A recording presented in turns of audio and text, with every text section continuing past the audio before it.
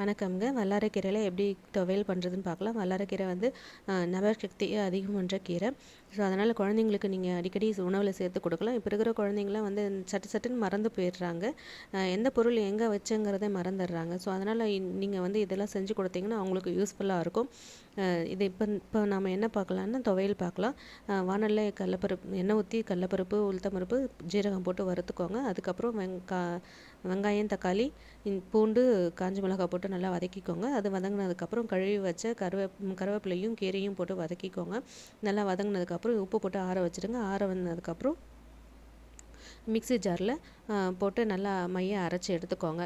இதை நீங்கள் கெட்டியாக வச்சிங்கன்னா பசங்க வந்து துவையலுக்கு சாதம் மாதிரி கிளறி கூட கொடுத்துக்கலாம் லஞ்சுக்கு. அப்படி இல்லைன்னு நீங்கள் மதிய சாதத்தோட தொட்டுக்கவும் செய்யலாம். ட்ரை பண்ணி பாருங்கள். பசங்க விருப்பமாக சாப்பிடுவாங்க. கொஞ்சம் சிறுங்காரமாக இருக்கிறதுனால பசங்களுக்கு ரொம்பவும் டேஸ்ட்டாக இருக்கும். யூஸ்வலாக நம்ம துவையலுக்கு வந்து புளி தான் சேர்ப்போம். ஆனால் இதுக்கு நம்ம தக்காளி சேர்க்கறதுனால இன்னும் கொஞ்சம் டேஸ்ட்டு கொஞ்சம் கூடுதலாக இருக்கும். ட்ரை பண்ணி பாருங்கள். நல்லாயிருக்கும் இந்த வல்லாரைக்கீரை துவையல். ட்ரை பண்ணி பாருங்கள். தேங்க்யூ.